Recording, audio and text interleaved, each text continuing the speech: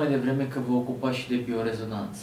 Din câte văd, biorezonanța și ce am citit pe internet, să spun așa, review-urile nu erau chiar atât de frumoase. Toată lumea spune că e o șarlatanie, toată lumea nu crede în așa ceva. Este adevărat? Sau de ce crede lumea asta? Spuneți-mi, dați-mi multe detalii despre această terapie numită biorezonanță. Biorezonanța, ca și hidrocolonterapia, ca și hipnoza, fac parte din existența cuantică, din această nouă eră în care am intrat. Și bineînțeles că nu poate fi înțeleasă de toată lumea. Este o schimbare de mentalitate, este o schimbare totală a lucrurilor pe care le știam. Este șocant ce diferență incredibilă există între fizica newtoniană, spre exemplu, unde,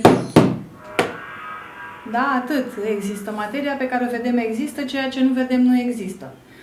De la această fizică newtoniană am trecut la fizica cuantică, în care stăm și ne întrebăm oare fotonul este particulă sau este undă?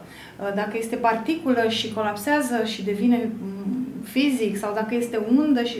Deci astea sunt întrebări care acum nici 50 de ani, nu zic 100 de ani sau 100 de ani în urmă, da? Nu existau. Sunt descoperiri noi, este o viziune nouă, este o lume nouă și nu toată lumea este deschisă să primească lucrurile noi. De ce? Pentru că e normal. Eu nu sunt supărată pe nimeni care blamează sau pe comentariile negative și pline de injurii la articolele de biorezonanță sau de terapie alternative. E normal. Reticența la nou este o funcție a creierului.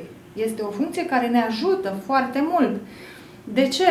Creierul este responsabil cu economisirea energiei corpului. Și el trebuie să aibă grijă să drămuiască energia de care dispune corpul, astfel încât să putem continua să funcționăm tot timpul, astfel încât oricând să existe o rezervă de energie. Nu? Pentru că știm cu toții, dacă după o zi de muncă, te-ai culcat la 3 dimineața, frânt de oboseală și simți că nu mai ai puterea nici măcar să mai ajungi în pat, dar după ce ai țipit, după 5 minute sună telefonul și este copilul tău care a avut un accident, în momentul ăla ai sărit din pat, într-o secundă ai coborât, ești deja într-un taxi sau în mașina proprie și ești la loc. De unde este acea energie? Că mai devreme nu mai aveai deloc. Există în organism niște rezerve de energie, iar creierul se ocupă de drămuirea cantității de energie. Ce se întâmplă? În momentul în care introducem ceva nou în viața noastră, când apare ceva nou în viața noastră, noi avem nevoie de mai multă energie decât necesar să înțelegem acele lucruri. Iar pentru cine a făcut școala de șofer știe cât de greu a fost și aveai retrovizoare și volan și semnalizator și schimbător și retrovizoarea din stânga și cea din dreapta și mai aveai și 3 pedale și cum să te descurci în această lume nouă. Și atunci e atât de greu și te ia cu transpirații și ți-e frică să virezi la stânga că vine ăla din dreapta și așa mai departe. De ce? Creierul respinge acel lucru pe care, în mod natural, și orice lucru nou pe care vrem să-l învățăm și când vrem să ne apucăm de ceva nou și așa mai departe. El pune această piedică care este firească pentru că nu știe ce se întâmplă și atunci, ca să nu consume energie în plus, el pune aceste piedici, aceste frâne. În momentul în care noi continuăm și trecem peste și de asta perseverența, de asta se spune că în 21 de zile sau în 30 de zile orice lucru pe care îl faci devine obicei.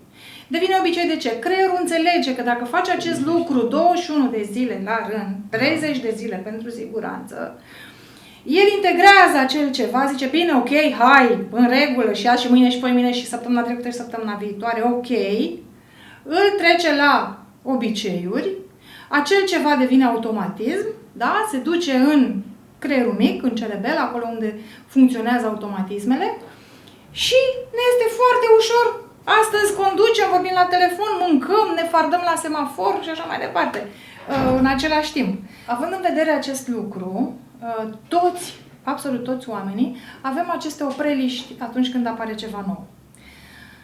Unii trec peste și ajung să îmbrățișeze noul și schimbarea, alții nu. probabil nu au suficientă motivație sau nu au suficientă deschidere sau nu au suficient curaj. Suntem diferiți. Înțelegând lucrurile astea, nu ne putem supăra pe oamenii care resping terapiile alternative, care nu înțeleg ce este biorezonanța și care se ocupă cu dislike-uri și lucruri pe felul ăsta. Așa se explică și nu putem fi supărați pe ei. Pentru că nu le înțeleg, da.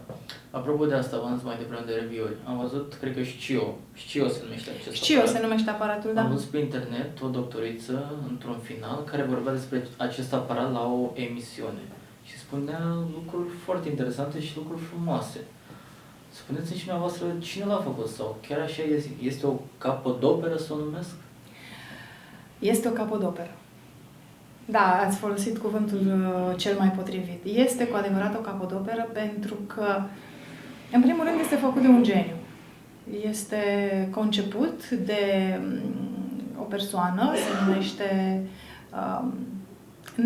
Bill Nelson, da, care a lucrat la NASA. Acest aparat a fost inițial inventat și conceput pentru astronauți, da, pentru a monitoriza starea lor și pentru a îmbunătăți performanțele lor. Ceea ce se poate face cu acest aparat este de domeniul incredibilului, da, de domeniul miracolelor și sigur că nu putem crede. E mai simplu să credem că există nu știu unde o icoană care lăcrimează, da, și credem lucrul ăsta, unii dintre noi, și mergem până acolo și ne închinăm la ea și vedem cu adevărat o icoană din care ochii căreia curg lacrimi, dar este imposibil de crezut și același gen, deci această categorie de oameni este cea care blamează aparatul de biorezonanță și această terapie. Nu ca punem în categorie pe nimeni, suntem doar diferiți, foarte diferiți cu toții, avem percepții diferite în funcție de noi înșine, de trăirile noastre, de convingerile noastre, de trecutul nostru și așa mai departe. E ok, oamenii pot vorbi liniștiți, cei care sunt deschiși și vor să afle mai mult, vor continua să cerceteze, vor afla, vor beneficia de efectele acestui aparat. Cei care nu vor continua să stea în spatele unui monitor și să dea comentarii injurioase, e în regulă. Deci el, pe lângă faptul că vede problema de sănătate, posibil deficiențe, în același timp poate să-și trateze aceste probleme? Aparatul face două lucruri diferite. Prima dată scanează. Da. Nu.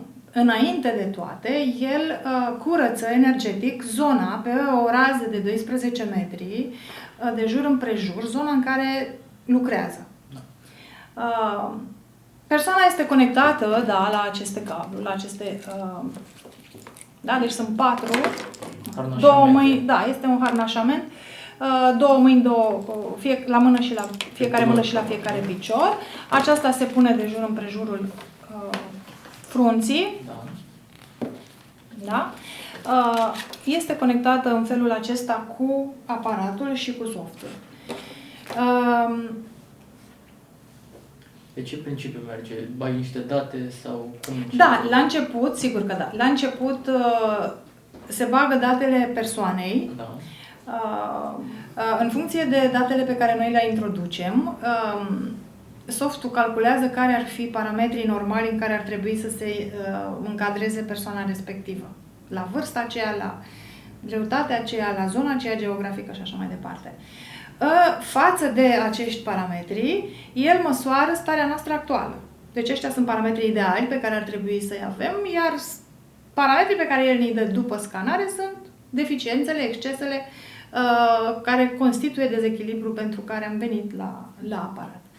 După acest lucru, după ce a curățat zona din punct de vedere energetic, după ce a făcut această calibrare, asta înseamnă a intrat în rezonanță cu persoana respectivă, timp de câteva minute, da? Aparatul, și am făcut scanarea, da? Începem să tratăm pe zonele pe care el ne spune, atenție, aici e o problemă. Bun, mergem pe acea zonă unde el ne-a spus că există acea problemă și, practic, ce face această biorezonanță? Bombardează cu energie zona vizată, zona pe care am setat-o din calculator, pe care am setat-o să o lucreze. Există persoane mai sensibile care simt fine vibrații în zona respectivă, în momentul în care se întâmplă. Există persoane care nu simt nimic.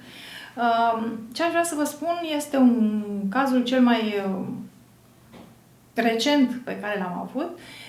Este vorba despre o persoană care avea o gripă foarte puternică, dar foarte, foarte puternică. Pentru că era la pat și pentru că era în ultimul hal cu putință, m-a chemat acolo. De obicei nu merg decât la cazuri foarte grave și nedeplasabile la domiciliul clientului. Am pus aparatul timp de o jumătate de oră. Am energizat tot ceea ce înseamnă aparat respirator, plămâni, pentru că tușea, nu mai putea, curgea nasul, nu mai putea să respire și așa mai departe.